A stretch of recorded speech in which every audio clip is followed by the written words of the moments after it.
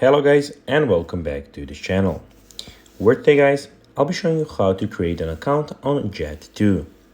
So guys, the first thing that you of course need to do is go to the Google Play Store or the App Store, whichever you of course have, and go and download the Jet2 application. If guys you do not know how to do this, you can always go to our YouTube channel where we have plenty of how to jet videos where you can see how you can do this. Now guys, that we got that out of the way, let's see what we actually have in front of us here. So basically you have two options. You can go and sign in on or create an account, or you can continue without an account as a guest if you of course want to do that. In this case, because we're creating an account, we'll click on the first option. Then we just need to wait. And as you can see, the first thing that you need to do is type in your email address. Now you just need to type your email address. Just a second.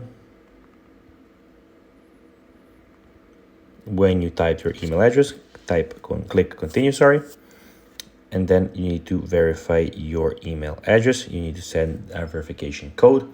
When you send it, you just need to go to your email to get the verification code so that you can go and log in. So log into your email on your phone or on your PC, however you want to do it, however it's more easy to you for you, and you'll need then to go and get that in just a second. Now guys, when you have entered the email and created your account, the application will look something like this. So as you can see, you'll have an inbox in the left corner, the menu in the right corner. In the bottom corners, you'll have home, holidays, flights, bookings, the sign-in option, and the offers. So basically, this is how the application is then looking. So guys, that'll be everything for this video. I hope that you found this video informative and entertaining, guys. If you did, don't forget to like this video, share it, subscribe to the channel, and put the notifications on. And guys, as always, I'll be seeing you in the next video.